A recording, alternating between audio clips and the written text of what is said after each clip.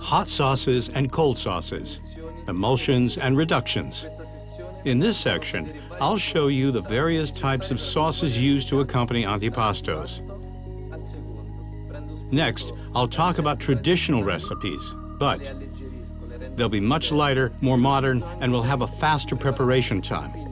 These are the sauces that accompany your dishes and make them more unique and tastier. So let's get started.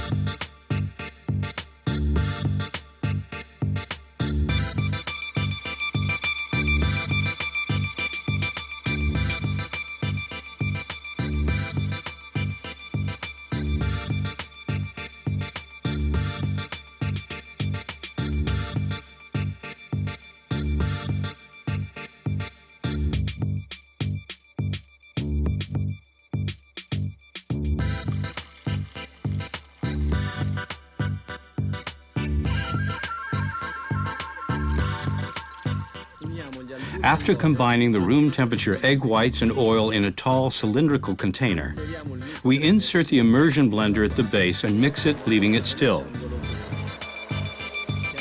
A little at a time, we'll raise the blender to the top. When the emulsion is stable, we'll add the rest of the ingredients until it's creamy.